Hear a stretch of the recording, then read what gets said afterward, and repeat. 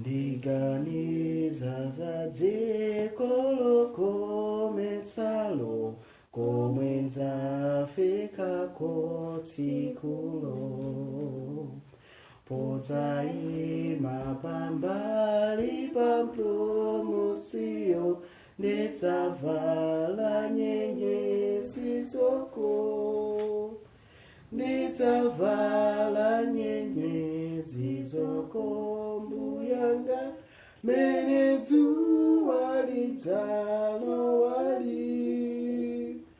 mene ndzauka malo ampumulowo ndidzavala nyenyezi zoko mphamvu yakeyo ndigwire ntchitoyo kuti ndikopetu anthuwo kuti ndzavale nyenyezi pa tsikulo mene mbuye dzayamikafe ndidzavala nyenyezi zoko mbuyanga mene dzuwa lidzalowa mene ndzauka malo ampumulo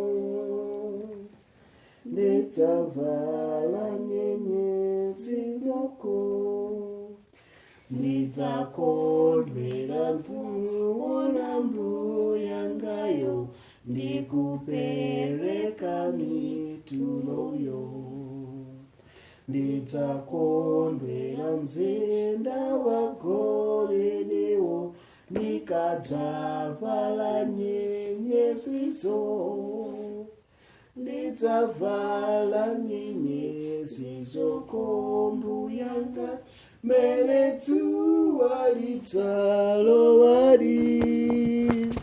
mene ndzauka malo ampumulowo ndidzavala nyenyezi zoko.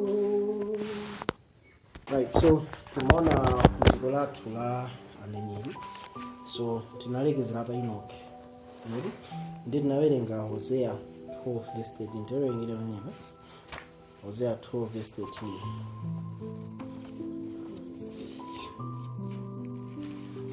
Lekezera pamenepo. Hosea 12 verse 13. Kodi naye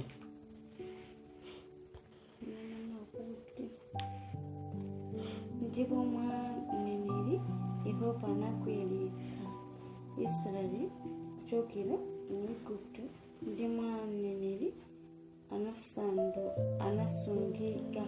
So totana no kuzana mwa Uneneri Israeli kapena anthu mtundu wa anthu a Israeli unasungika edi kuzala mwa Uneneri Mulungu anatani anatusi. So tikutsaona no mene Musa akubwerapo akubwera ngati mneneri wachani wamkulu kwambiri.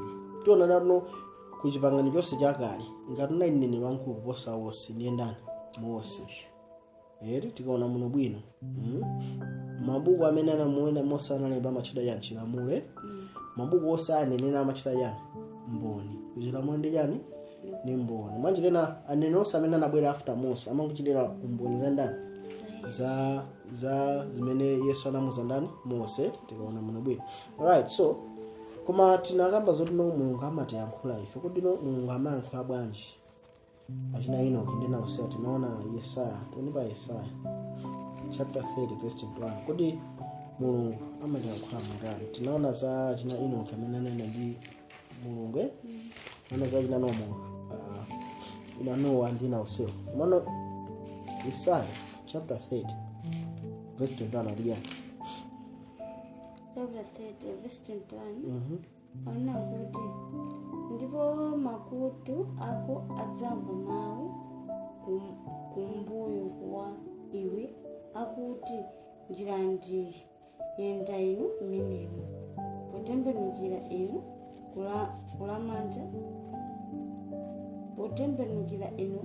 kulamanja ndipo potembenukira kulamanzere. So auti makutu ana nazava chani mawu mbuyo ona inde chani njira mwakhale mukutemera ku left kapena kuchani ku right mwanjinena mulungu amati kutembenukira kapena posatembenukira posatembenukira ni muchizungu tino when you turn to the left to right yeti so nkhani inena kuti no mulungu amati yankhula ife kuzera mu chikumbumtima nawo tinene chonchi kwa munthu amene sanazipereke moyo wake kwa mulungu chikumbumtima chake chimakhala chokufa chimakhala chawo chimaukhaukha muno kwa munthu amene ali mwa Khristu Yesu mulungu amayankhula iye kuzera mwajani mwa chikumbumtima chifuniro chake tithachiza kuzera mwajani mwamene mulungu akuti atiyankhula nene chonchi munthu akupemphera yeti wakhala masana usana ibusiness atano akupemphera ne olo nthawi ya madzulo ikafika umatha kuva chikumbumtima nako utapempherani akuyankhula zimenezo ndani ndi mulungu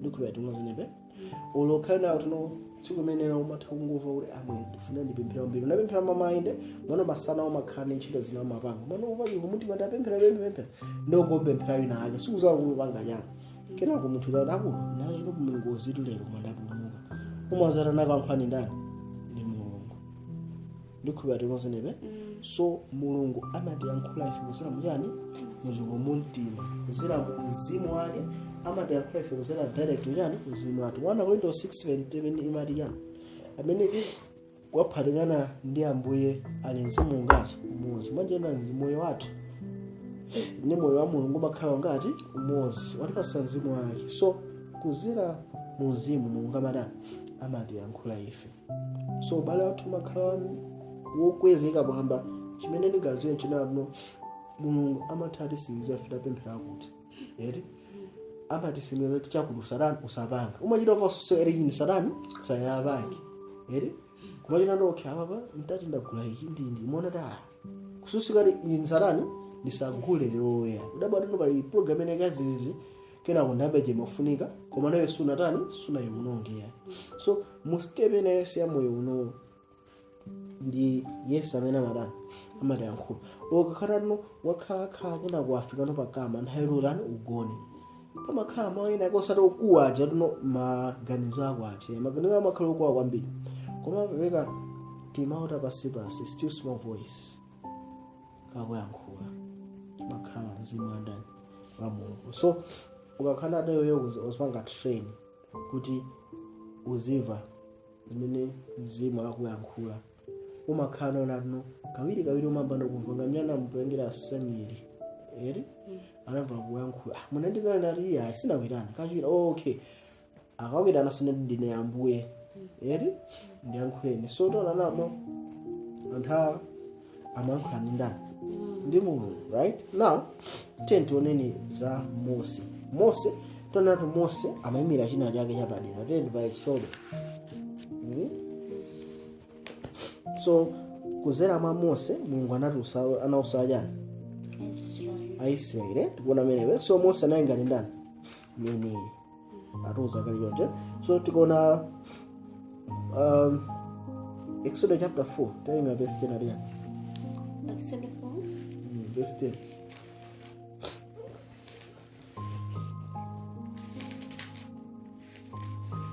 Exodus 4 verse 10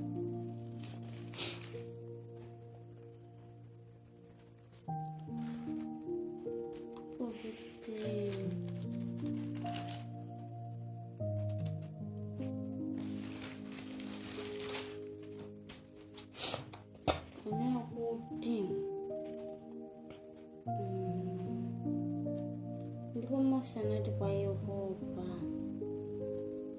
mverani ambuye ine ndine munthu osowa ponena kapena dzulo kapena kale kapena chilankhulire inu ndi kapolo wanu pakuti ndine wankamwa molemera ndi walilimi lolemera so Mose amathandazo nawo ine sindikakwanisa ndi mulungu anamuzira kuti pita ukatani ukakwanisa ndi Mose anapitiza kutani ukakira mwanjena ntchito ya mulungu ife sitingathe kukwanisa patoka tifuna tidalire pandani pa mulungu koma ano pamene tidalire pa mulungu unesanso chikayiko simakhala tino sitikunesa singanati no ambuye ndikhululuke machimo anga mandipesenepe ndikupade kulimbikisana machimo achatani akhulupirira kenako ndikumanena kupemphera kumano ambuye ndife anthu ochimwa mapemphero athu mwa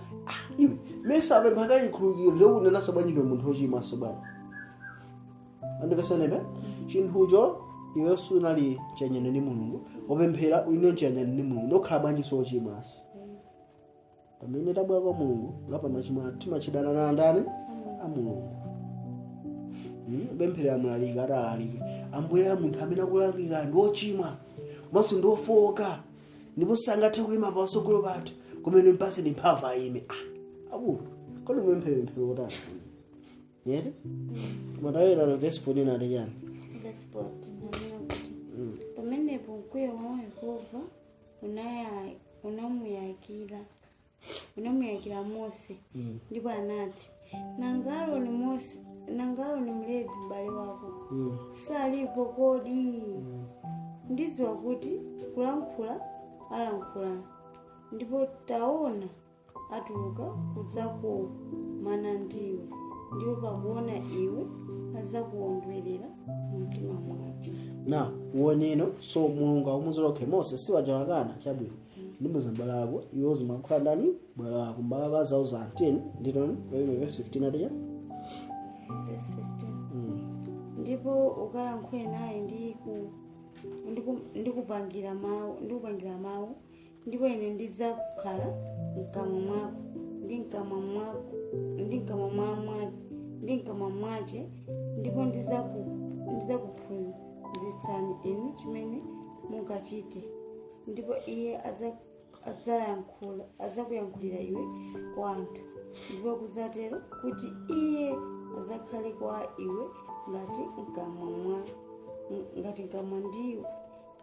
mkamwa ndiwe udzakhala kwa iye ngati mulungu. So tikuthaona pano mulungu akamuza Mose chochita Mose nemene afunga akamuze ndani Aaron chochita onepesanabe so Aaron azingwankhula zokhazo zimene mulungu atani wamuza ndani Mose onepesanabe so akuza tino Mose wakhavale mulungu kwa ndani kwa Aaron akhala ngati chani kamwa mwanje nena tikamaona mphatso ya uneneri ni mphatso nakuno umakhala kuyankhula zimene mulungu atani wanena tikuona menepe so zimene mukwanena zimene umatani umayankhula koma tikutha kuonana kuti no Mose akutha kuizana ndani ndi mulungu ababa ayekhe so mwenjene atona no Mose anayendi ubale ndani ndi mulungu nkhoba tikozenepe kumano pamene mulungu amafuna kwatulusa anthu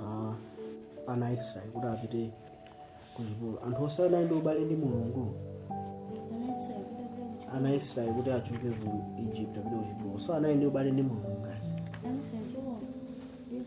ana Israeli paja amachoka ku Egypt kupita ku Canaan amazera kuti okay tapita pa Exodus chapter 20 Exodus chapter 20 verse 1 Maria 20 verse 18 ndipo anthu onse anaona mabingu ndi zimphezi ndi liwu la lipenga ndi phiri lili kufuka ndipo pamene anthu anaziona ananjenjemera nayima patali ndipo anati kwa Mose mulankhule nafe ndinu ndipo tizamva koma asalankhule nafe Mulungu kuti tingafe. Verse 20 ndipo Mose anati kwa anthu musaope pakuti Mulungu wadza kukuyesani ndi kuti kumuopa iye kukhale pamaso panu kuti musachimwe. Ndipo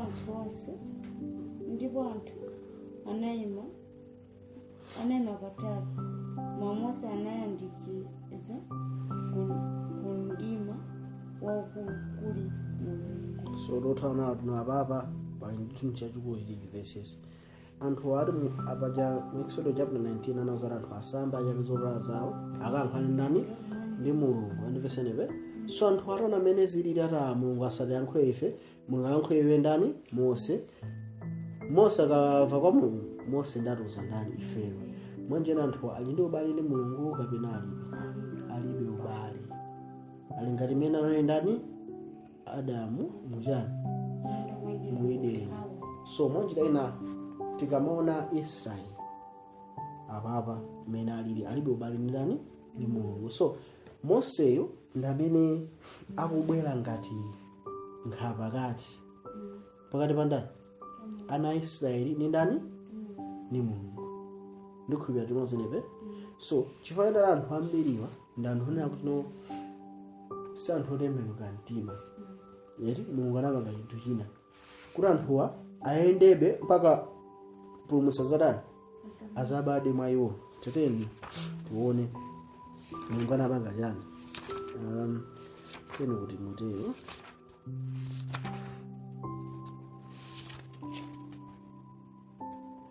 1 Timothy chapter 1. 1 Timothy chapter 1. Now,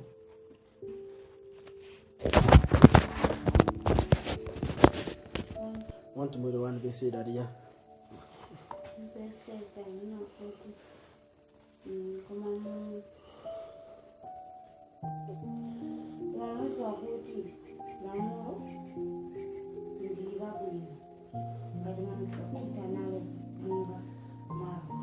Okay, so mulungu anapasa system yose malamulo, anapasa malamulo 10, anapasa malamulo 10 kuti anthu akazindikire chani chiyero cha mulungu.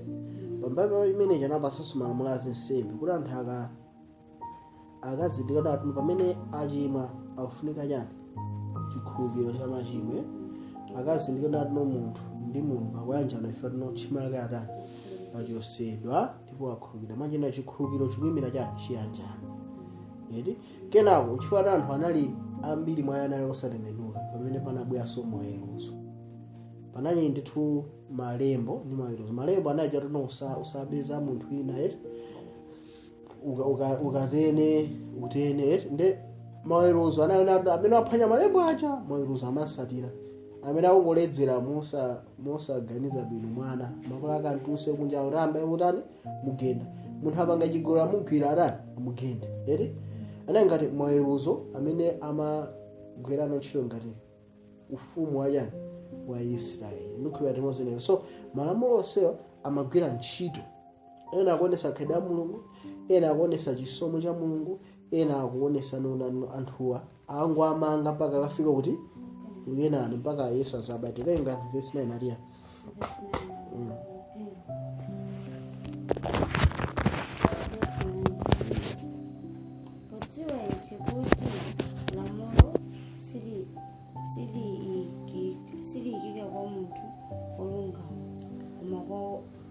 Osayiruzika ndosambera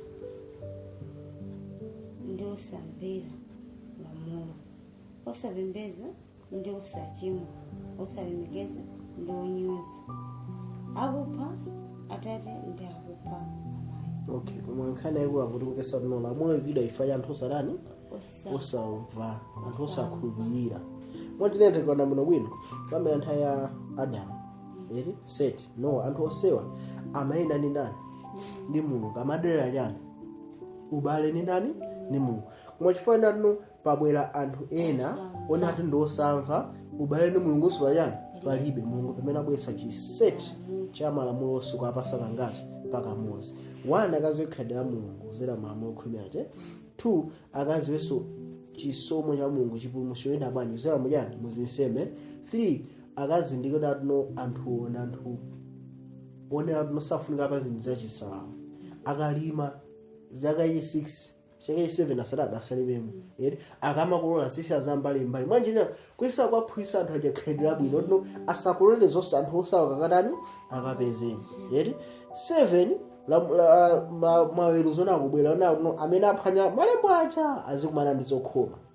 Mwanjira ina tikaona bwino wina akanapita ku dziko la chimwenye la Saudi Arabia kumene kukuli ngati ku Iran kuli sharia law waba amakudwa kono lamulo la mwenye mene asilamu kuti waba akudwa kono ndi atapita kwa amaona ngati kapeza nthambi mbiro kuti mikono alibe mana mati sanapeze polo ndi mmodzi amene anadwera kochani mkono mwachina kwa munthu osatembenuka eti sizikwanira kuti ngati takhano tini minda kunoke alise ndotembenuka pafunika malamulo ngati hayi simafunika sawa mfumu ifale nkhani ya malire alese akweziwa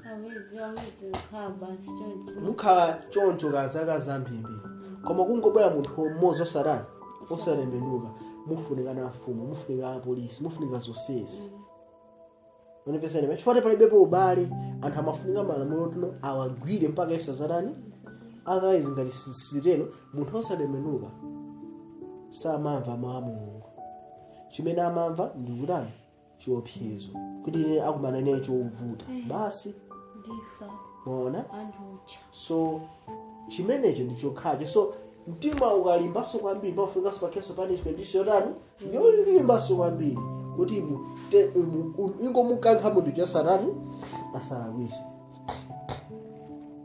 nikhoba timozinepe so system ikubwera chifukwa imene so anthuwa titipitiriza agadiya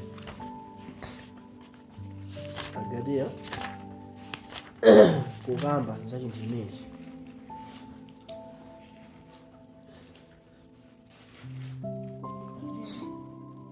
verse 19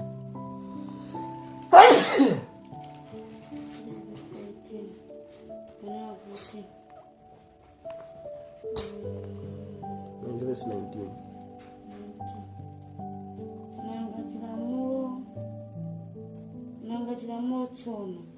nanga chilamulo tsono chinaonjezeka chifukwa cha zolakwa kufikira ikadza mbewu imene adayilonjeza ndipo chinakonzeka ndi angelo mdzanja la Nkhoswe.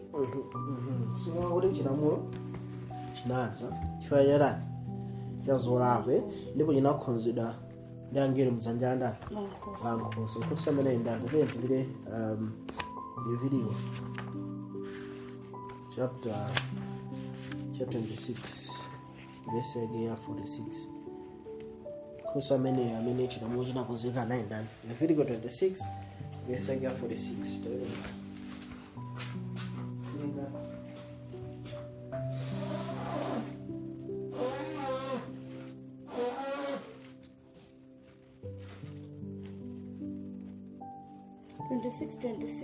26 verse ya 46 Wamina kuti awa ndi malemba ndi maweruzo ndi malamulo amene Yehova anawayika pakati pa iye ndi ana a Israeli pa mphiri la Sinai ndi dzanja la Mose. mapona amenepe so zinakonzedwa mdzanja la ndani la Nkhoswe so Nkhoswe amene analipo pakati pa Mulungu ndi ana a Israeli anayenda nthawi yacho Mose ndikhulupirira timozinepe so tikuona tino Mose akugwira ntchito yayikulu komano zonse zimene Mose akupanga zikuyenera wina wake amene ali ndani ali Yesu Khristu tite tionene wenyewe so tona tino Mose akukhala ngati kamwa la ndani la Mulungu tikuona so Uneneri nthene yayikulu ndiyo tino amvekese zimene Mulungu afuna atani anene ndikhulupirira timozinepe right so ndimafuna tino tipite tivesiso tino kodi zimakhala chonchi Deuteronomy 18 verse ya 15 alija Deuteronomy 18 verse ya 15 alibwa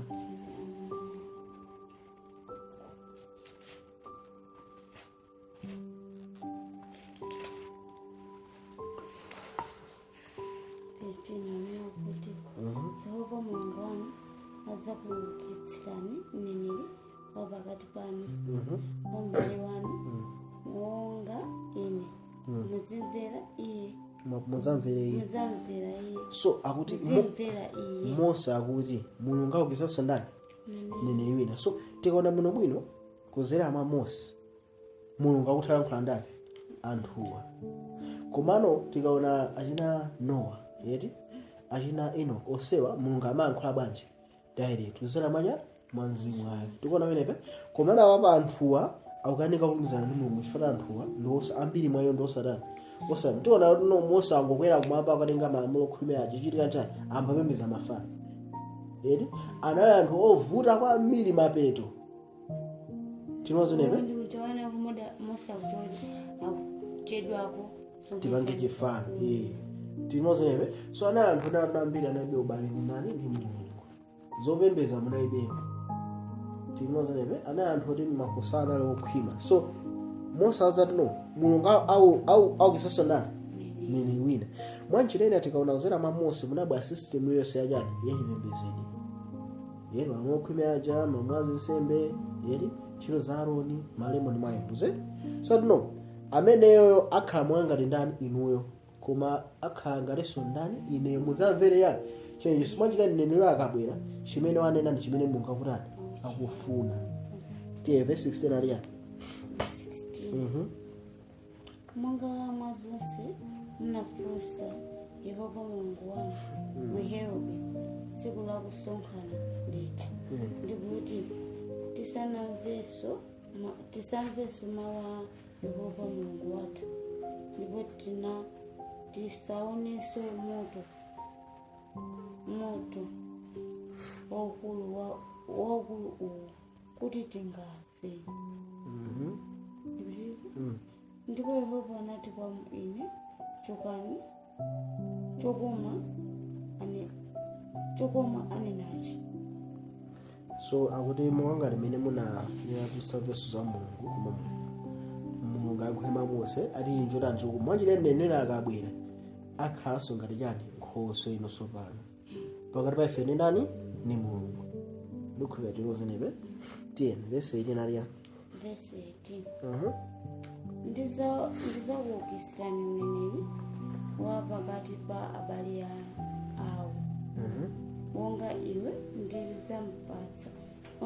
ndizampatsa mawu anga mkamwa mwace ndipo adzanena nawo zonse ndi moyo zake. Verse 19 ndipo kudzakhala kuti munthu osamvera mawu anga amene amanena m'dzina langa ndidzamufunsa. So Mulungu akuti no abweresa nani neneri wina amene alesa Afrika tani azamvera amene samvera amene Mulungu azamfunsa.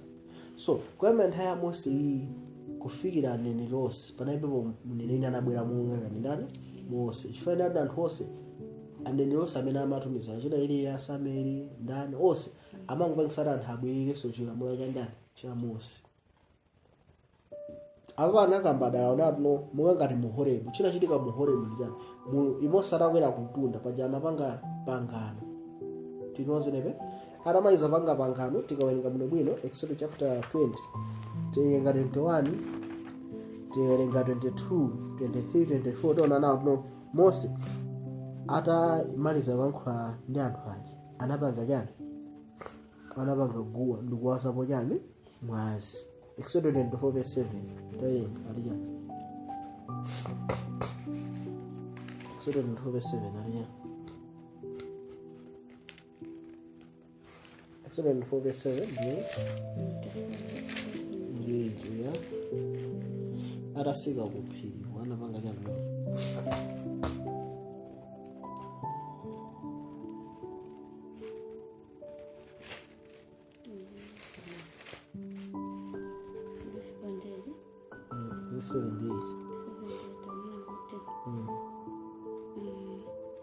nawe ndipo anatenga buku la chipangano nawerenga mmakutu mwa anthu ndipo iwo anati zonse zimene Yehova walankhula tidzachita ndikumvera ndipo Mose anatenga mwaziwo nawaza pa anthu nati taonani mwazi wa chipangano chimene Yehova anachita nanu kunena za mawu awa onse. So panganira siwafuna kesi ndijani mwazi. So pokamba za neneri ndio takamba za neneri amene akhale Nkhoswe achipangano yani chasopano.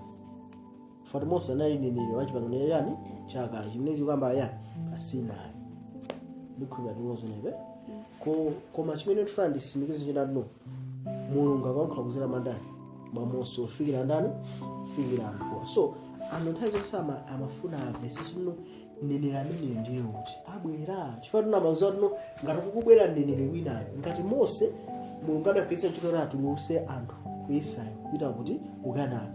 Ndoti ngati kubwera mneneri wina, mneneri amene akufunika awachotse anthu ku ukapolo wa ndani wa Aroma. Chimene amaganiza anthu ndi chiti chimenecho ndikuona Yohana atangobwera pamalo teteni ku Yohana chapter 1. Yohana atangobwera pamalo anthu anafunsa kuti iweyo ndiwe ndani. Chifukwa anthu amayembekezera ndani mneneri amene Mose anakambayo. Teteni pa Yohana chapter 1. Afika hapo atabwera verse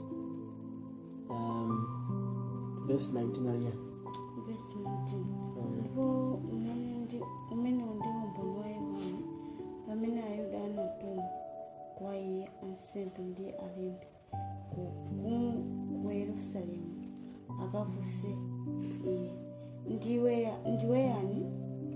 Verse 21 ndanafunsa iye ndiyeni 21 ndipo anafunsa iye nanga bwanji ndiwe Eliya kodi? Nanena iye sindine ayi. Ndiwe mneneriyo kodi? Nayankha iye ayi. Muchizungu odani art thou that prophet? Mwembesere mmoja tena afunsa tuno kodi ndiwe mneneri uja? Yohana anagana ati sindine ndani amene uja ndikupita timoza nero. Now teteni tuonene wene pa Yohana chapter 7 verse 15 aliya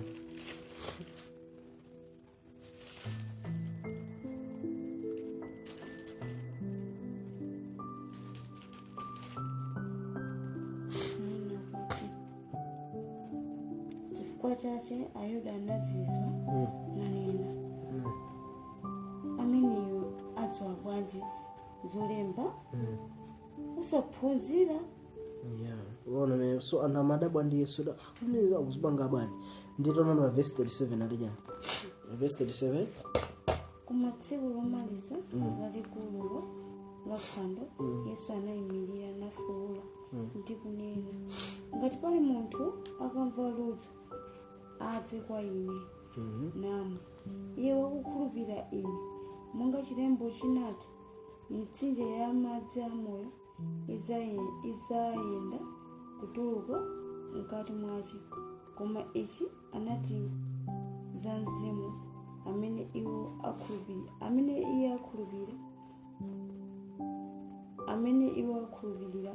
iye anati azalandira pakuti Mzimu analibe pamenepo chifukwa Yesu sanalemekezedwe pa nthawi imeneyo. So Mzimu panalibe pafere sanadani asananemekezedwe. Mwanjira Yesu Kristo amafunika abwe pa dziko lapansi pano azakhale moyo wangwiro. Akamaliza khala moyo wangwiro akakwera kumwamba azozedwanso ndi Mzimu wa Mulungu. Akazozedwa ndi Mzimu wa Mulungu ina wati akwanisa kupasanso moyo umene wakhala pa dziko lino lapansi. Right? So ndi umve atayankhula zimenezi anthu akuti chani. Tawerenga verse 39 verse 4 daliyani pamenepo ena akhamulo pakumva mawu awa ananena mneneriyo ndi uyu ndithu. mubona menepe Ena ananena uyu ndi Mkhristu, koma ena ananena kodi Mkhristu aza kutuluka mu Galileya? sapo so anthu anamba ta neno jadeo ti uno pesonewe waya kuti neno janduyo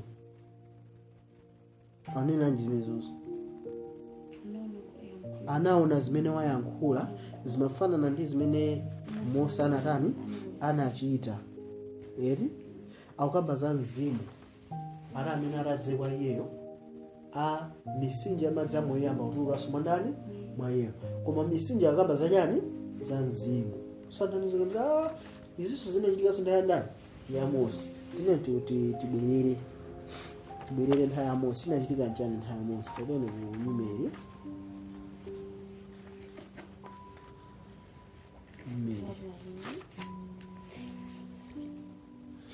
Uneneri. Okay, so tikapita ku Uneneri timamvesa unano inaipo nthawi imene Mose anasankha mayani mazisogolera Tana uzida asogolera apite pamaso pa ndani pa Yehova. Okay, tetiyeni pa Uneneri chapter 11. Okay, so tikapita Uneneri chapter 11 verse 34 ya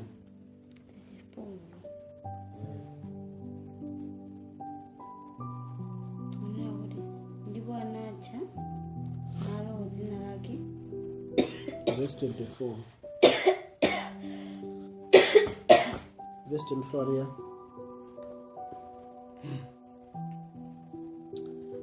ndipo Mose anatuluka nauza anthu mawu a Yehova, nasonkhanitsira akulu anthu 70 nawayimika kuzungulira pa chihema.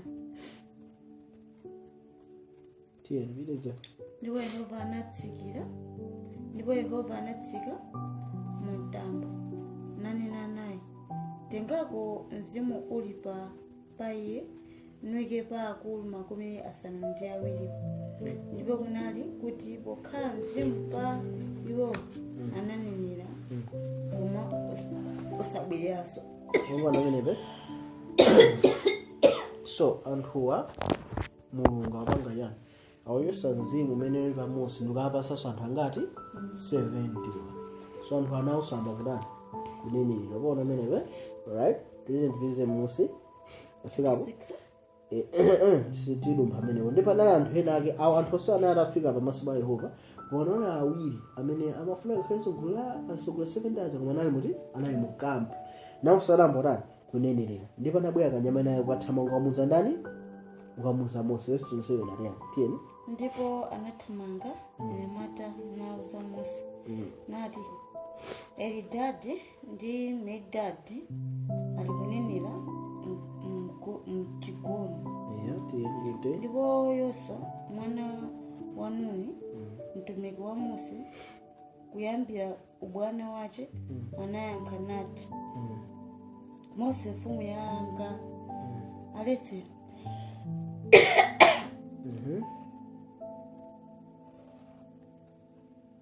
Mose anati kwa iye, kodi uchita msanje nawo chifukwa cha ine? Mwezi anthu onse a Yehova atakhala aneneri.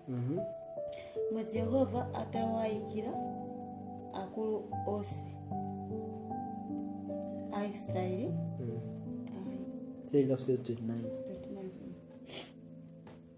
Koma Mose anati kwa iye, kodi uchita msanje nawo chifukwa cha ine? Mwezi anthu onse a Yehova atakhala aneneri. Mwezi Yehova atawayikira atawayikira mzimu wace. So Mose aliye akulu ichi ndi chachani chabwino. So anthu 70 aja atazipereka ntchito ya Mulungu ali Mulungu anazaza usandijani mzimu wake.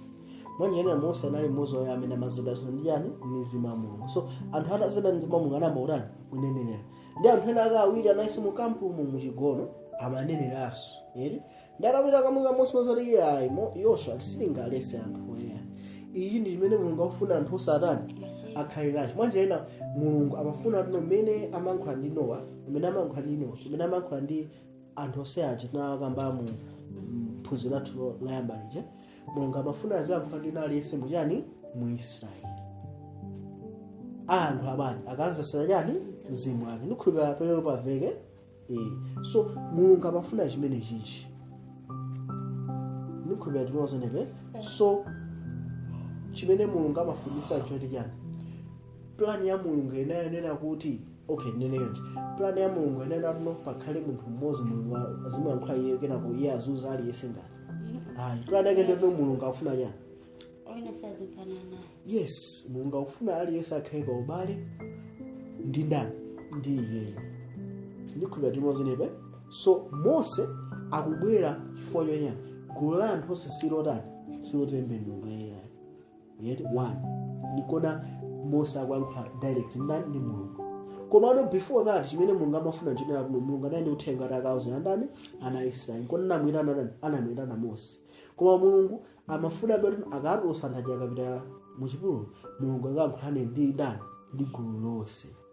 Koma anthu ajanapeza ndani akana ndi pamene Mose anakhala ngati Nkhoswe pakati pa anthu anyane ndani komano mneneri nkhani yake yayikulu ndi yoti yani atenge anthu afike poti atha yankhulana ndi ndani ndi Mulungu ndikhulupirira tilozenepe wapaona amenepe so tikamaona mneneri abwera pakati pathu komano akukanika kuwatenga anthu kuti azilumikizana ndi Mulungu akumaonesa ngati panopa aneneri amene alipo panopa ambiri ndionera kuno amazitenga kuti Mulungu amayankhula ndi ndani ndiwo ukha basi ngati ufuna uve kwa Mulungu upite kwa ndani kwa iwowo sakuphunzitsa ngati mmene anaphunzitsa ndani Samueli kuti akulu mukamva sakuyenana kachiri unene ndine ndani Ambuye so chikuvuta chinatino anthu ambiri amazitenga tino mgodi ndi wa iwo ngamene makhalira mtawuni kuti tino mgodi ndi wa iwo Mulungu ndi wa iwo basi ngati ufuna uve kwa Mulungu upite kwa ndani kwa iwowo no sizinali choncho iyayi ndikhulupirira kuti mukuona mmene tikuyenera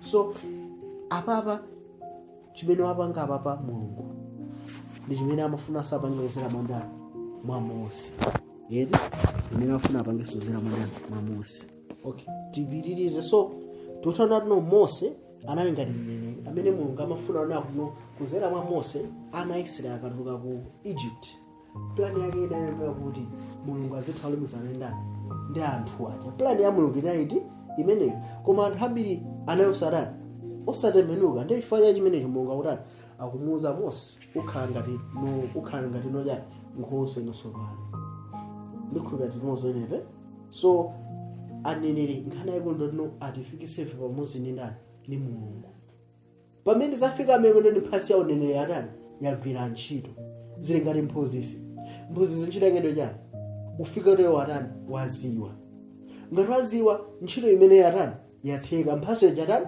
yagwira ntchito ndikhulupirira tinozenepe yes so mphaso ina iliyonse ndi imafunika itifikise ife kwa ndani kwa Mulungu koma pano zimakhala ngati mphaso ine munthu mmodzi wina ake ena onsewo nthawi zonse azipita kwa ndani kumene koko ndikhulupirira tinozenepe so tiye tionene menepa kodi anthu anazindikira kuti Yesu ndi mneneri tiyeni Yohane chapter 6 Yesu atadyesa chani tengani verse 13 Yohane 6 verse yake 13 Yesu atadyesa makumi zana zikwi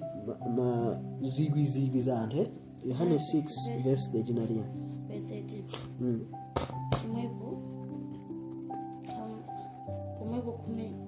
umwepo nasonkhanitsa nazaza mitanga 12 ndi makombo mikate 5 umwepo anasonkhanitsa nazaza mitanga 12 ndi makombo a mikate inas basi pitani verse 14 aliya chifukwa chache anthu poona chizindikiro chimenechi anachita nanena kuti ameneyo ndiye mneneri ndithu wakuzayo mdziko lapansi so anthu anamba kuzindikira chozizwa ichi sangapangenso wina koma ndani mneneri pachazera mwa Mose Mulungu anadyesa mane so kuzera mwa Yesu anthu osatani adya ziyamapanga Mose Yesu akutani akupanga ayi nine ndani mneneri now muganize tino Mose pachana atusa ana Israeli kuti ku Egypt ku ufumu waukulu apa ana Israeli anayanda Aroma lero taro ngati zili chonchi timpangisa khaya verse 15 ali yaterenga verse 15 yawatija anthu awatija verse 15 yeah pomwepo Yesu kuzindikira kuti iterenga verse 14 kaya verse 14 ali ya verse 14 iverenge kwa chache anthu poona chizindikiro chimene anachita anena kuti amene ndiye mneneri ndithu wakuza mdziko lapansi 15 pomwepo Yesu kuzindikira kuti ali kufuna kudza kuzamugwira iye kuti amulonge ufumu anachokaso kunka kuphiri paye mupona menepe so iwo zanene wakudzali amaganiza atino mneneri ndetino akubwera kuti azamasule kwa ndani kwa Aroma koma osati kwa machimo awo mwani besonepe so mzero Mose anatusa ku Egypt ndeti mneneri naye monga Mose atatusanso kwa ife kwa ndani kwa anthu oti manga ifeyo Aroma ndikhulupirira limodzi nepe komanda anthu azoti Yesu ndiye mneneri anatani anazindikira koma ntchito yake samatani samayiziwa ndikhulupirira limodzi nepe right so tendipitirizeni Machitidwe chapter 3 kodi ophunzira anazindikira tino Yesu ndiye mneneriyo mwangati Mose Yohane chapter 3 Machitidwe chapter 3 afikapo chapter 3 verse 22 so izizi kuti tivese tizokambira kutipo panali mkulu ujayi amene anamuza siliva ndi golide liyani ndilibe koma imene inacho ndikupasera dzina la Yesu tani dzuka ndati chigulu chonse chinazungulira Machitidwe chapter 3 ndipo yankhula pamene Petro amafika kunkhaniyi tengani pa verse cha 22 tiyena atija Mosetu anati ndo ya Mulungu azaukitsira inu mneneri mwambale kwanu ngati ine mneneri mwambale ngati ine muzampira ngati ine muzampira iye mzinthu zilizonse akalankhula nanu ndipo kudzali kuti wamoyo aliyense sayambira mneneri ameneyo azasakidwa konse mwanthu azasakazidwa konse mwanthu koma ngakhale aneneri onse kuyambira Samueli ndi akumusatira onse ndi akumusatira onse amene anakhulupirira analalikira za masiku awa so akuti Samueli ndi nawo sanali aneneriwo koma analeka zachani za masiku atiyeni 25 inu ndinu ana aneneri ndipo ndiye apanganolo Mulungu anapangana ndi makolo anu ndi kunena kwa Abrahamu ndipo mbewu yako mafuko onse adziko azadalitsidwa. Verse 26 kuyambira ndinu Mulungu ataukisa mwana wace anamtuma kukudalisani ndi kukubwezani yese kuzoipa zace. So tukona tinonene amene Mose amakamani ndani ndi Yesu. Wapona wenepe so ngati Mose anali mneneri wa chipangano chakale Yesu akhala mneneri wa chipangano chatsopano. Ndikhulupirira ndi wozenepe andi tikuzimvesa zimenezi zikoti no mneneri amene wa chipangano chatsopano adakachita motani adakachita motani choyambirira tiye tioneni pacha Mose amene anali pa dziko lapansi amayankhula zonse zimene Mulungu adani wamuuze kodi mneneri amene ali Yesu amayankhula zonse zimene Mulungu amuuze Yohane 14 verse 10 Yohane 14 verse 10 Yohane 14 verse 10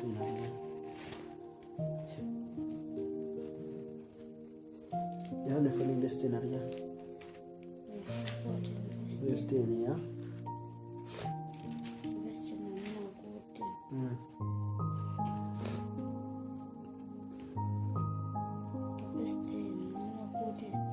simukhulupirira kodi kuti ndili ine mwa Atate ndi Atate ali mwa ine. Mawu amene ndinena ine kwa inu sindilankhula kwa ine ndekha koma Atate okhala mwa ine. So Yesu zonse zimene ntchito zace. So zonse zimene Yesu Kristo amayankhula kwa yeni ndani ni Mulungu. Yesu amauza ndani ali Yesu. Ndikhulupirira tinozenepe so tentoneni pamafunika pachitike china chake yeti Yesu ali pa dziko lapansi pano amayankhula ndi amene ali naye chifanane ndi umunthu amafunika alemekezedwe tino kuzera mwa Yesu Mulungu aziyankhula ndi ndani ndi wina ali Yesu paja kuzera mwa Mose zinakanika kuti no Mulungu aziyankhula ndani ndi ali Yesu fata nthanya ali Mulungu seti ufuna tani aliyankhule iwe uziyankhula ndi Mulungu tazuta ndani ifeyo kodi Yesu anakwanisa bwanji tino kuyankhula ndani ndi nali Yesu kuti Mulungu azingizana ndali Yesu zora mwa iye right so tenti uone tipite ku Yeremia kaya Yeremia chapter 31 vesi yake 31. So chipangano choyamba Mulungu anapanga ndi anthu kudzera mwa ndani? Mwa Mose. Yeremiya chapter 31 verse 1. Tukamba za chipangano yani tasubane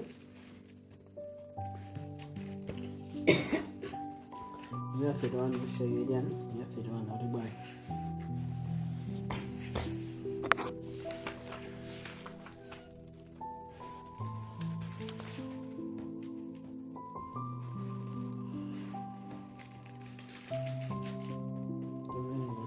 Verse 31. 31. Taona ni masiku athu ati Yehova ndipo ndizapangana pangano latsopano ndi nyumba ya Israeli ndi nyumba ya Yuda. Simonga pangano limene ndinapangana ndi makolo awo tsiku lija ndinawerengera ndinawagwira manja kuwatulutsa m'dziko la Igupto. Pangano langa limenelo analiswa ngakhale ndinali mbuyo ati Yehova. 33. Koma ili ndi pangano limene ndizapangana ndi nyumba ya Israeli atapita masiku aja ati Yehova. Ndidzayika chilamulo changa mwawo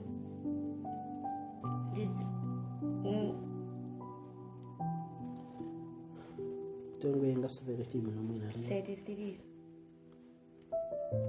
Koma ili ndi pangano limene ndizapangana ndi nyumba ya Israeli atapita masiku aja ati Yehova.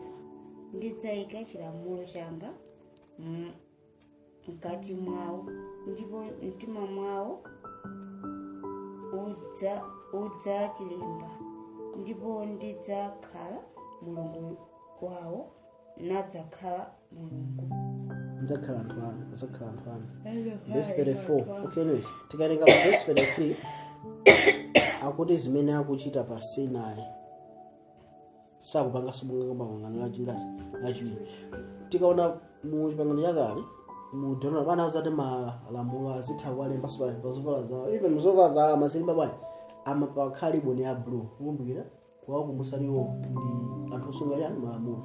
Kumototona malamulo aja anawaswa anaphwanya siyani pangano la Mulungu. So Mulungu adati no ineyo nditenga malamulo ndalemba muyani mumtima mwa nafunso ndiye atina makhodea awa ndetu chipangano chatsopano ndetu ngoloweza malamulo ati iya nkhani yanu kodi pamtima pathu mukamalemba kodi china yake ayi nkhani kwambiri apa ndina kuti Mulungu amafuna apase anthu ajani moyo wina ndikhulupirira tinozelepe amafuna ati anthuwa akawapasa zingati chonchi mphaka uyu galu thamikala mulonera kuti galu okay ne nkhumba ya nkhumba thayikala muno nkhumba iwe usamakonde zithabu nkhumba ivera ikasera pa zithabu lotayiphisa motani kumene nkhumba yacho tapasa moyo umene umakhala mphaka sikhaso pajani pamazi mwayikira lamulo la chilengedwe ndikhulupirira tinozelepe so akuti lamulo limene kakhazika chilike njani tayenga pa verse 34 aulia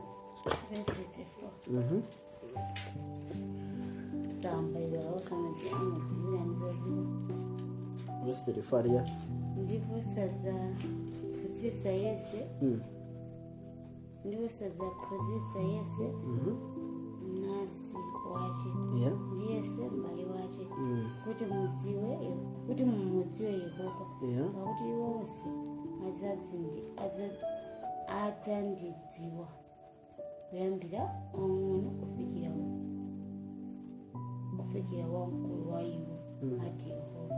Pakuti ndidzakhululukira mphulupulu yawo ndipo sindidzakumbukira tchimo lawo. so apa wana tinowina sazapita so anza kuti muziyendani ambuye anthu sazamuza ndani mwanjirena mu chipangano chatsopano Mulungu akupanga zoni otheka unapo iye Mulungu azitha kukhala ubayenda kuti ali yese osalenga limene zinali kuti no Mose ndiye khamena wankha ndi Mulungu ndakuza zimene Mulungu akufuna kenako Mose yekha ndi amene akawaza ndani anthu. So akula pangano latsopano ndi anthu aliyense amuziwa ndani Mulunguyo wamkulu kapena so ajati wamkulu. So pangano latsopano ndi la mphamvu kwaukulu. Ndipo ngati zili choncho ndi pangano pafunika Khristu chani kose yina sio ya ndipo lengene pa Ezekiel chapter 11 verse 19 ariya Ezekiel 11 verse 19.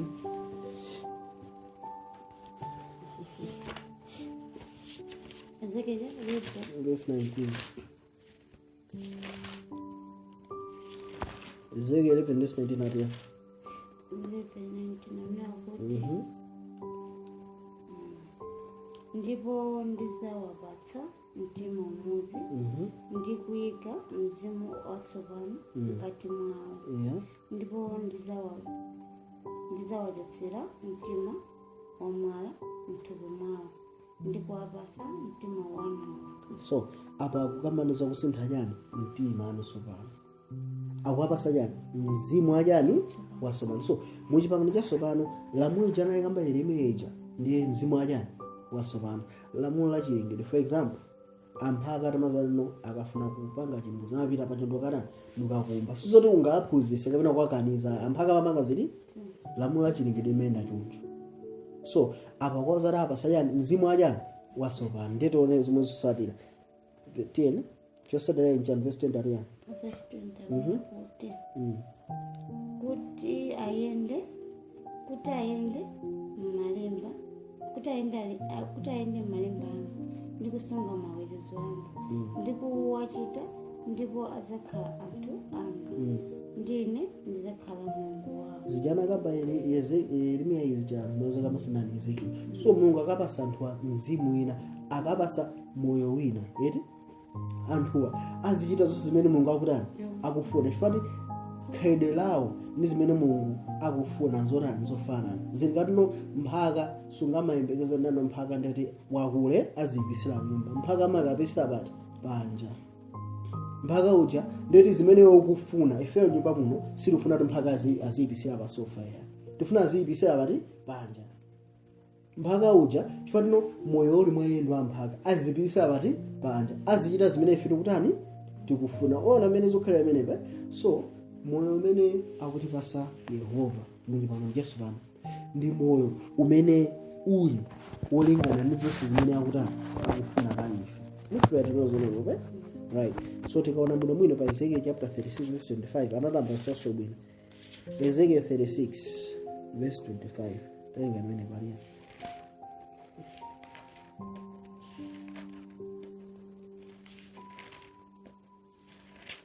Ezekiel 36 verse 25 yeah.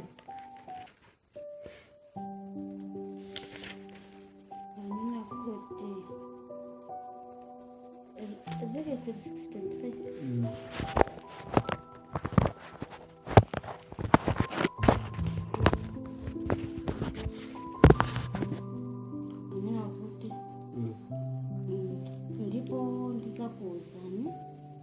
ndipo ndidzakuwazani madzi oyera ndipo mudzakhala oyera ndidzakudyeretsani kukuchotserani zodetsa zanu zonse ndi mafano anu onse.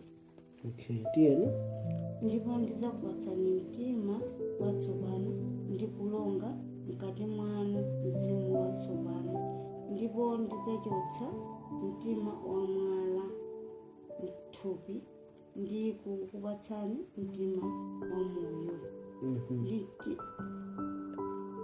ndikukupatsani mtima wamoyo. 27 ndipo ndidzayika mzimu wanga mkati mwanu ndikukuyendetsani malemba anga ndipo mudzasunga maweruzo anga ndi kuwachita ndipo mudzakhala m'dziko ndinapatsa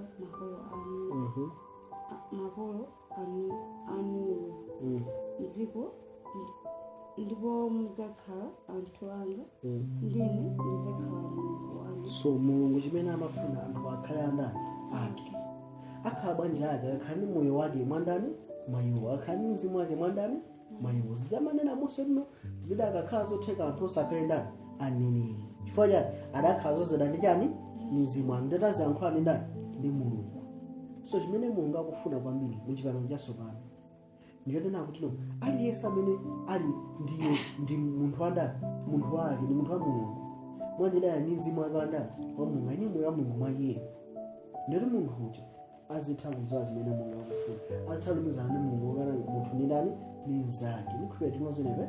So chipangano chichi chikutheka mwandani mwa Yesu Khristu koma kuti chitheke mulungu atafunika apereke moyo wachani watsopano. Tinaona mupato watinatuno moyo unawonongeka kudzera mwandani mwa Adamu. Tolenga Yesaya 9:6 Adamu moyo wa munthu wa anthu onse unawonongeka. Yesaya 9:6 aliya Yesaya 9:6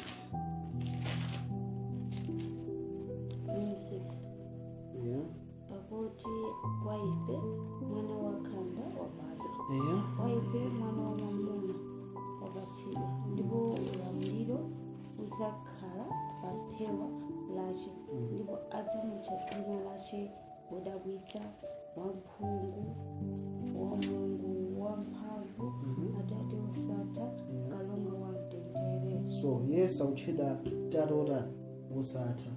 Tewenga Hebrew chapter 12 verse 13 mwakamba ndana anu mene mwandipasa.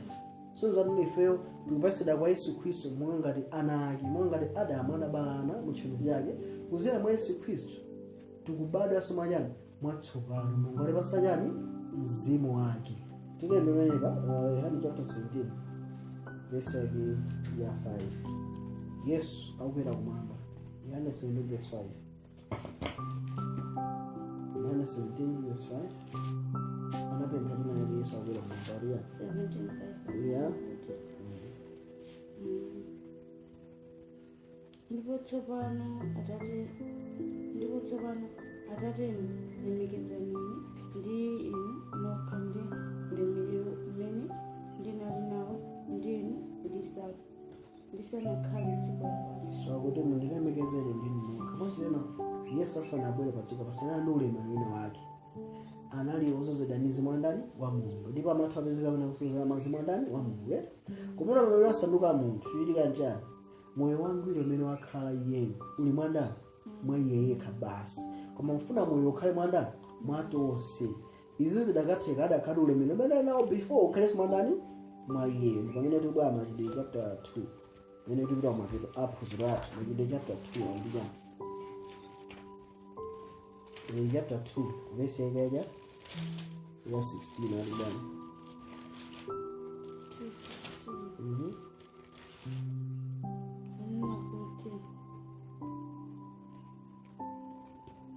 komatu ichi ndi chimene chinanenedwa ndi mneneri Yoweli.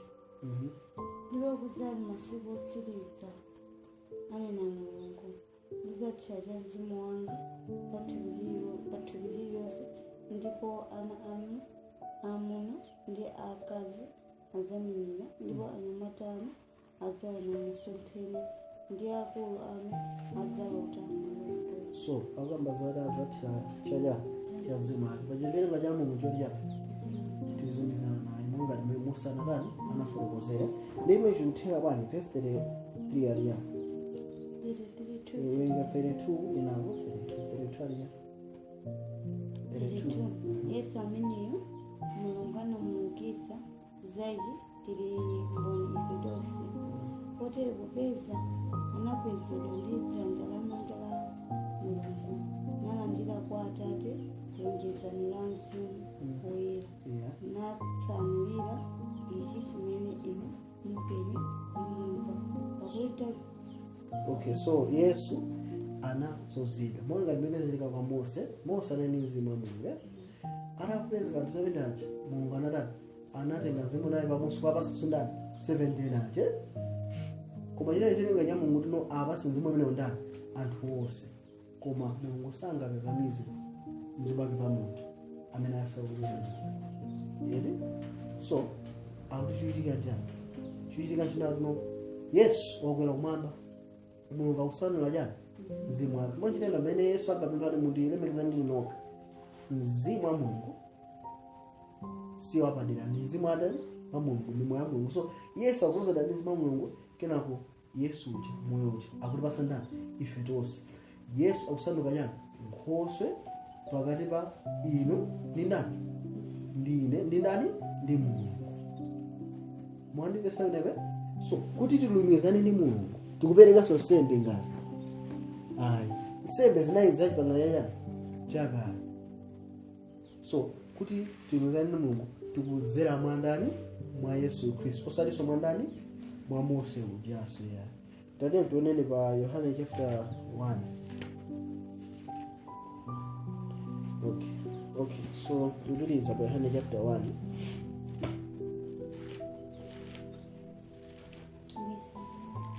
Okay, Yohane chapter 1 verse 17. Anati chifukwa chilamulo chinapasidwa mwa Mose, chisomo ndi choonadi zinadza mwa Yesu Khristu. So tikamakamba za chilamulo chinapasidwa mwa Mose, tikaona system yonse imene imayendesera ana Israeli kuti akafike ku Kenani, angakhale kuti atafika mu Kenani no asunguke mpaka Yesu akubwera. System yonse anayipereka na Mulungu zera mwa ndani mwa Mose, koma zinayi zithunzi choonadi chogwirika chimabwera mwa ndani, mwa Yesu Khristu. Tikaona munthu choonadi chogwirika chimabwera ndani, mwa Yesu Khristu. So Yesu ndamene ali wokhala pakati. Tikaonanso 1 Timothy chapter 2 verse 5 imene tikuona zinthu zina. 1 Timothy chapter 2 verse 5 pamene anavuno pakuti pali Mulungu mmodzi ndi mtetezi mmodzi pakati pa Mulungu ndi anthu, ndiye munthu Khristu Yesu. Ndifane Timothy aona ndiye munthu Khristu Yesu. Tikaona zimene Mose ananena naye kuti Mulungu asaukitsa mneneri wina monga ngati ine, mmodzi mwa abale anu. So munthu amene anaukitsidwa after Mose atabwera anali ndani? Yesu Khristu. So Yesu ndi amene ali nkhala pakati. Ngati tifuna timve zimene Mulungu akunena, tipite kwa ndani? Kwa Yesu. Nikona zimadabwisa lero navuno mene zinali chipangano chakale ndi chithunzithunzi chake cha zimene Yesu Khristu amafunika atani azachite. Kuti no ngati mufuna mumve kwa Mulungu mupite kwa ndani? Kwa Yesu. Kalekale ukafuna kumva kwa Mulungu mafunika upite kwa mneneri. Koma unaona umene tikupita ndi kwa ndani? Kwa Yesu. So tikaona Hebrew chapter 1 verse 1 imandisangalatsa imamveka bwino kwambiri. Hebrew chapter 1 verse 1 pamachana kale mwanjire nawo panga contrast usiyanisa. Kale Mulungu analankhula ndi makolo mwa maneneri ambiri ndi mosiyanasiyana. So Mulungu amalankhula ndi aneneri mosiyanasiyana. Verse 2 koma pakutha masiku ano analankhula ndi ife mwa mwana amene anamuyika wolowa m'nyumba mwa zonse. Mwa Yesu analenga mayiko ndi amwamba omwe. So Mulungu atuzefe kuze kale Mulungu amalankhula kuza mwa ndani? Mwa aneneri kuti afikire kwa ndani? Kwa anthu. Koma panopa Mulungu amalankhula kuzera mwa ndani? Mwa Yesu, amene Yesu ndiye mneneri amene Mose anatani anakamba uja. So ngati munthu akufuna amvesese zimene Mulungu akufuna lero, afunika azere mwa ndani?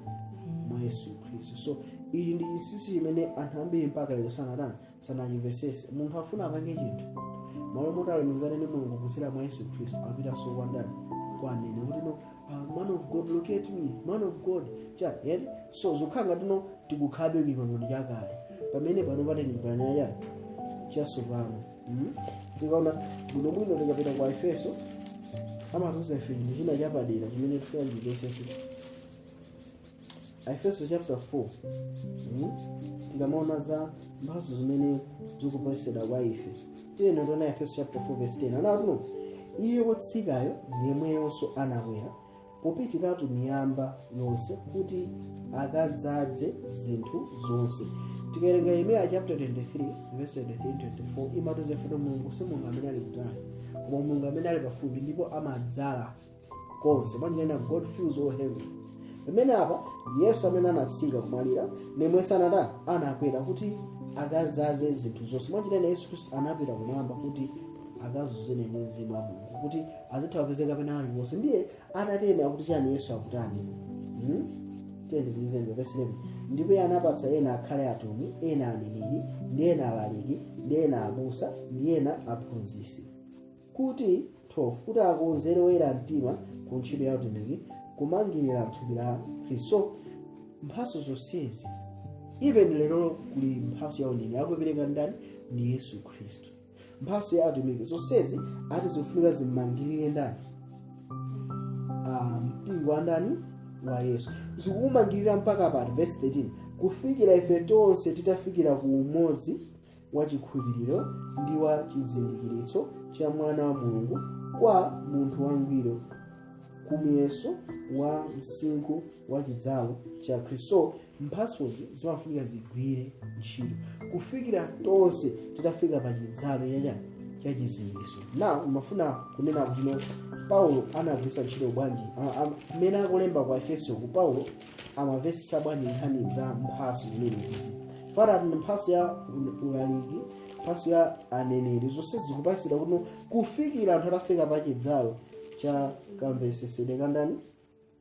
Ka Yesu Khristu. Paulo anakambaso penaso kwa zozola anthu kunena kuti anthuwa akulakwisa. Paulo anazozola kwa Khristu nake pamphina ake chifukwa analisa ndondomeko. So tifuna tivesisona akamakamba za chidzalo kuti Paulo amavesa mukana. So tikaona bwino kuti Paulo amathandiza yani kuti mphatso zikuperedwa kufikira anthu atafika pa chidzalo. Mwina tingowerenga vesi imwe padera. Efeso chapter 4 verse yake 3. Mphatso imene zikupereka kuti kuti zitani? Efeso 4 verse 3, kufikira ife tonse titafikira ku umodzi wa chikhulupiriro ndi wa chizindikiritso cha mwana wa Mulungu, kwa munthu wangwiro, ku muyeso wa msinkhu wa chidzalo cha Khristu. Amafunika mphatso zimene azifotokoza pa zimene Yesu Khristu akupereka kudzera mwa Mzimu wake. Ati tonse timafunika tifike ku umodzi wa chikhulupiriro 1 komanso wa chizindikiritso cha mwana wa Mulungu. So chinthu chimene chafunika kwambiri pamene anthu alandira mphatso zili pakati pa mphatsozi zikufunika zibweretse umodzi.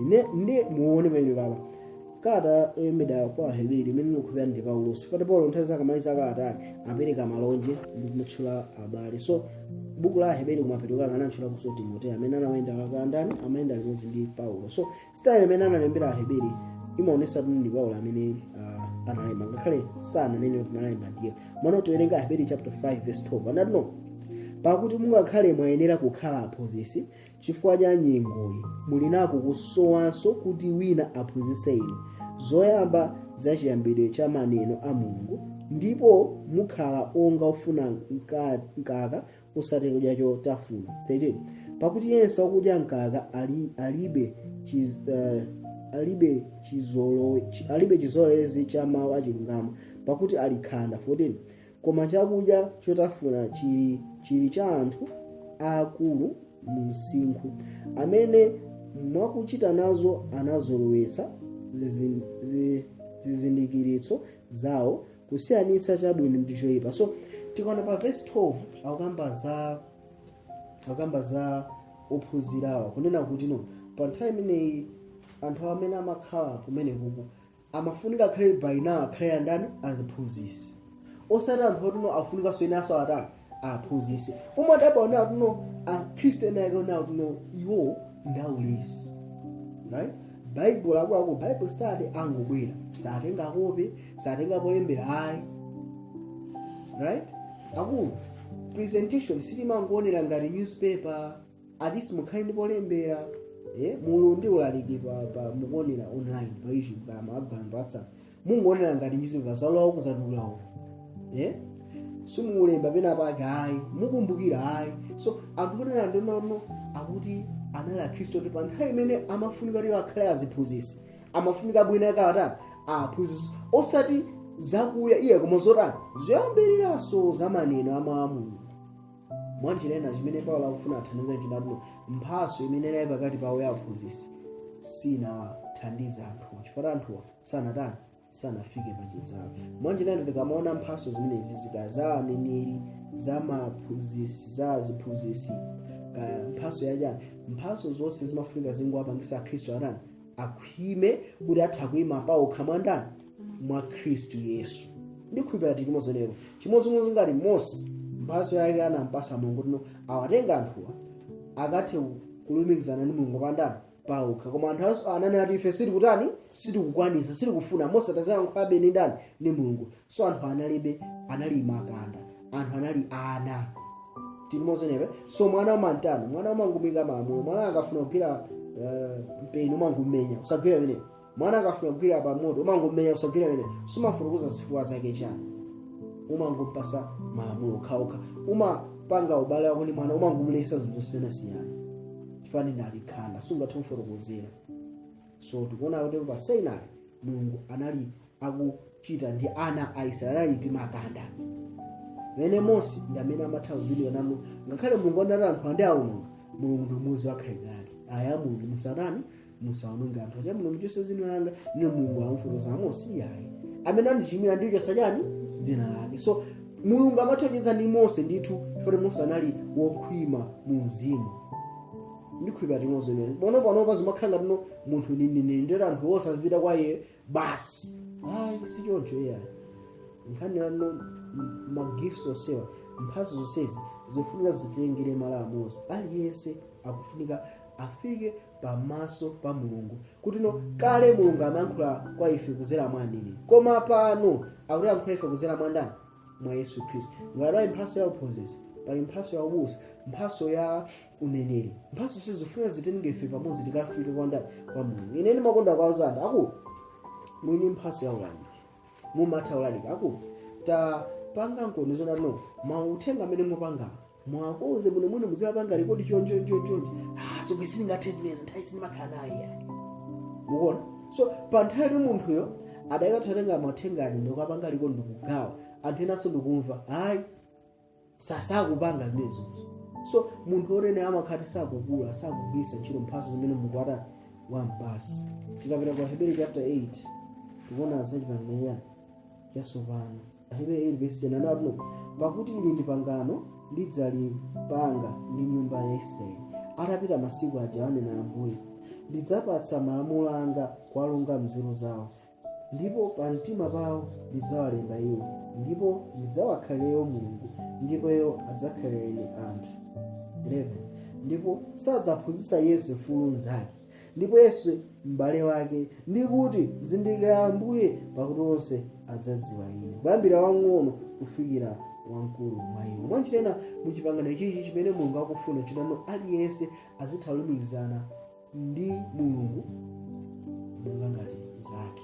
Osati ichi mpingo wanga kuti mwakuti mpingo kapena gulu la anthu limene Mulungu ayika pa dziko lapansi pano akhristu tikutha kuphunzitsana aliyense mwa iye yekha, aliyense pa yekha azilumikizana ndi Mulungu.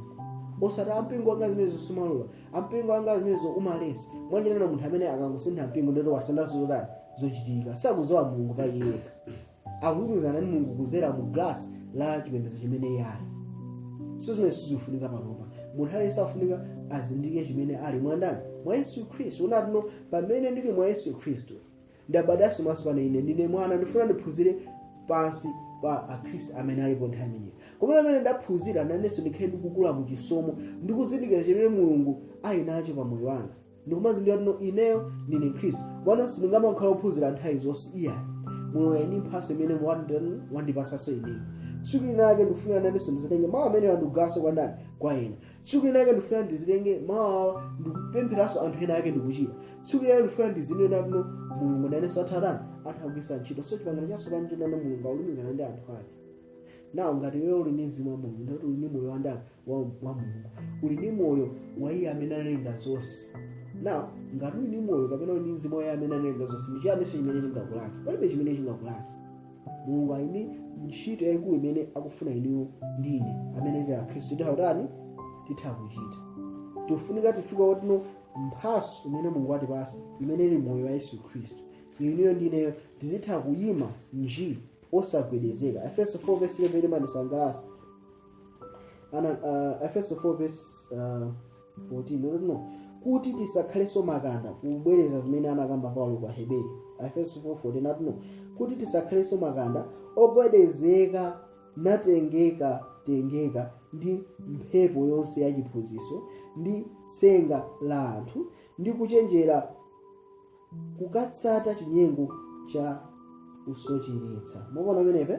So iniwe ndi ineyo tikakhala tikumuza Mulungu monga ngati mnzathu, sitikatengeka ndi ziphunzitso zabodza. Chifukwa chani?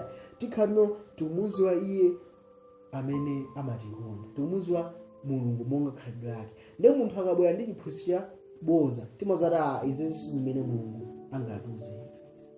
Tizindikira izi Mulungu sangatiuze ife yayi, ichi chiphunzitso chabodza. Komanso sitikatengeka ndi tsenga la munthu. Anthu ambiri pano amatenga mphamvu za udilira ndikumazi ndi mamiracles zozizo. So zimenezo sititengekanso nazo yayi. Koma tizindikana tino ifeyo tili kuyima mwandani mwa Mulungu. Mwachena tafika potino si tafika tachoka pa chotino akulu ziweni Mulungu akhala abadasa masomano kumene mwaphunzira mwa Mulungu mwa iyo amene ndi mphatso ya chidziwitso mwa Mulungu, mphatso ya vumbulutso amene amaphunzitsa, right? Pamene ukubvesera mwa Mulungu akuchitira umboni za Yesu Khristu, pamene ukuzama mu khalidwe lako, pamene ukuzama mu chisomo, chikhulupiriro, pamene ukuzama mu ubale pakati pa iwe ndi Mulungu, pamenepo umakhala ukuzikika mu chipangano chatsopano. Ufika po chipanda tino sifika zinthu tino akulu timatene iya uza tino Mulungu amafuna nditini, Mulungu amafuna nditini, Mulungu amafuna nditini. Ndiye tino chifukwa tino iwe wasandukano munthu amene wazikika wachokano pa makanda, wasanduka tino wakula msinkhu, uthaukhano munthu amene uthaupwisaso ndani anthu ena. Chimodzimodzi imene Paulo amanena akuluakulu panthu ene mwafunga mukhala aziphunzitsi mukuswekeraso ina sakutani akuphunzitseni. So Paulo anadandaulira verse 59, koma ndikuchita zoona mwachikondi tikakule mzinthu zonse kufikira iye amene ali mutu ndiye Khristu. Afisa 4:14 koma kuchita mwachikondi tifika kuti nafisa tatakula kukula fikira pamene pali Yesu Khristu amene ali mutu. Yesu Khristu adakumana ndi zovuta natino sikufuna kangoma ndani kwanu kuchitike. Tikakumana ndi zinthu zosiyana osatengati yana ambuye mulanji zichitikwa ine zonse mumulezo iwo mamangu dana mangupira tizimtikira ndife anthu akulu mwa Khristu. Ambuye sikufuna kangoma kwandani kwanu kuchitike. Pali munthu amene akudala pafuna pemphero liperekedwe muzinda tino sife koma ndi Mulungu amene akutani akuchititsa pemphero, right? Koma zindikano mwayemene wandipasa Mulungu mmene ine ndifuna tani ndikachite nawo. So tikukula kufikira pa chidzalo cha Khristu. Chidzalo example yathu ni nani? Ndi Yesu Khristu. Verse 10 kuchokera mwa iye thupi lonse lokwanidwa ndi lomikizidwa pamodzi pothandizanapo mfundo yonse monga mwa kuchititsa kwa chiwalo chonse pa muyeso wake lichita makulidwe athupi kufikira chimango chake mwachikondi. So kuzera mwachikondi ife timakhala tani tikukula. Nimafuna nawo tino angakhala Yohana izana zizindikira. Yohana polemba kalata yake amalembera kwa anthu osiyanasiyana, kwa anthu amene abadasa masomano, kwa anthu amene akhala mu chikhulupiriro nthawi yayitali, ndipo kwa iwo amene akhala atate azichikhulupiriro.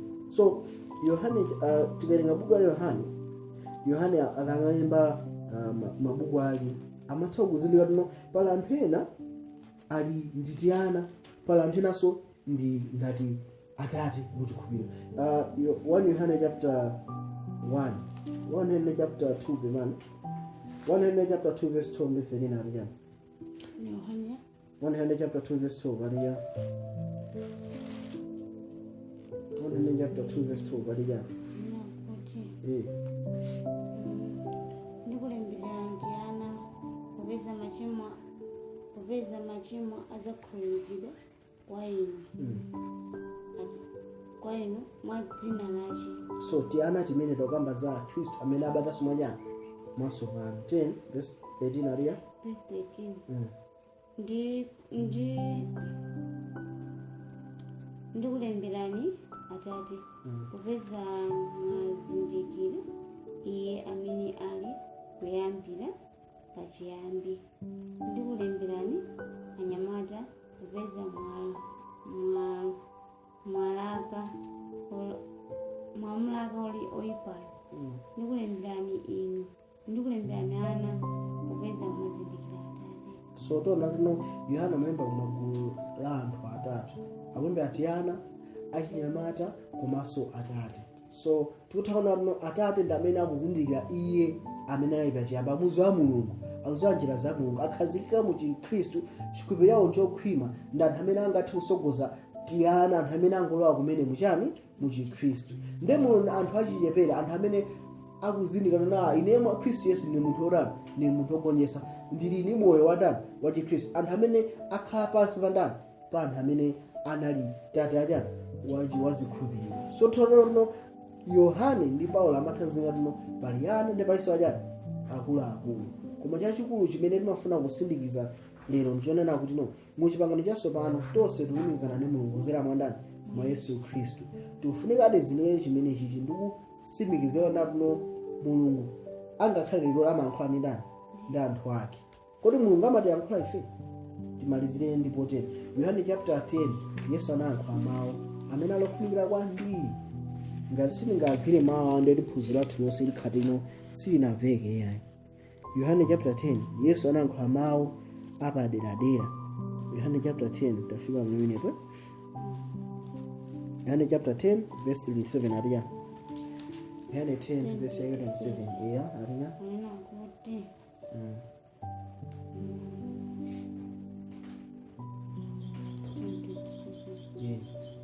Nkhosa zanga zimva mawu anga, ndipo ine ndizazidikira popeza zindisata ine. Ndipo ine ndizipatsa moyo osatha, ndipo sizidzaonongeka ku nthawi yonse, ndipo palibe munthu adzazikwatula m'dzanja langa. 29 ariya. 29 Atate wanga amene anandipatsa izo ali wamkulu ndi onse, ndipo palibe wina angathe kuzikwatula m'dzanja la Atate. Ine ndi Atate ndife mmodzi.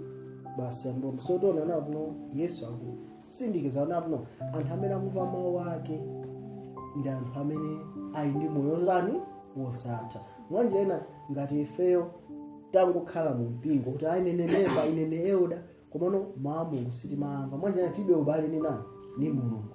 Ngati tibe ubale ni Mulungu tibe moyo lani wosatha. Ifane ngati ni ubale ni Mulungu ndeno Yesu aligwira dzanja. Paja chipangano chakale amaliyani ineyo sinopanga chipangano monga tikale nagwira pachani padzanja. So muchipangano chatsopano aligwiranso dzanja, koma munjira ina nakuno pakukhala ubale pakati pa ife ni nani ndi Mulungu. Ubale weniweni, ubale ogwirika, wonatu ife ni moyo lani osatha. Munthu amene ali moyo osatha amazindikira amakhala ndi chikumumtima. Mulungu amatani amamuyankhula. Pomaliza pa Hebrew chapter 12 Maize Hebrew chapter 12 Bible lisimiliza ikonatu para Kristu ena ngakhala njipangano chatsopano amafuna zikhanga la njipangano yani chakale. Hebrew chapter 12 verse 18 pamene akupemphera chinthu akhulupirira kuti Mulungu sangamve, afunika apite kwa aprofeti akapempherere kenako Mulungu atani awamva. Kodi mpaka lero tikuyendabe munjira yomweyo? Mphatso ya uneneri ndiyoti yani? Mphatso ya uneneri ndiyongo yankhula zimene Mulungu akutani akufuna.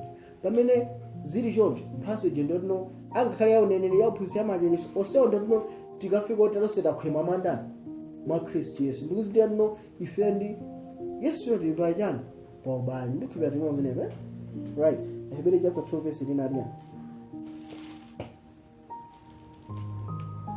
Hebrew 12 verse 18 ariya. Yeah.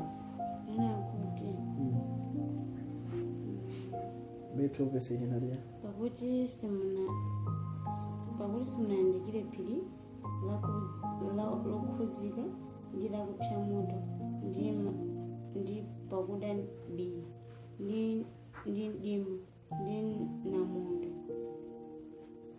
namuntu ndi mawu alipenga ndi manenedwe amawu manenedwe amene iwo adawamva anapempha kuti asawawonjezerepo mawu pakuti sanakhoza kulowa mchilamulidwecho ngakhale nyama ikakhoza phirilo izaponyedwe miyala. Ndipo maonekedwe anali oopsa otere kuti Mose anati ndiopatu ndikukhutumira. So no akuti fesina manje tana zimene akuyambazo za Mose akuyamba za phiri la Sinai ali fesi tikupita kuti kumene kweyayi koma lero akhristu ambiri ali pati ali pamenepo eti munthu akufuna kuti no Mulungu alimizana naye choyambirira aprofeti eti chombe so munthu akhala moyo umeneyo ani tikuona nawo tinopanopa za maprofeti zavuta kwambiri andi zashuta kwambiri osati masewera makamaka ku Africa kuno anthu a Mulungu akufuna akhalebe chiwonero yani chakale tevizani verse 22 yani akuti tafika kuti Verse 22. yeah so akuti siti kubwerera kwa Mulungu kuzera Koma tumayendera ku phiri la Ziyoni ndi mudzi wa Mulungu wamoyo Yerusalemu wakumwamba ndi kwa unyinji ochuluka wa angelo. yeah 10 verse 23 yeah Verse 23 akunena kuti ndi kwa msonkhano wawo onse ndi mpingo wawo obadwa woyamba olembedwa mmwamba ndi kwa Mulungu oweruza ndi wonse ndi kwa mzimu ya olungama oyesedwa angwiro 24 ndi kwa Yesu Nkhoswe ya chipangano chatsopano ndi kwa mwazi wakuwaza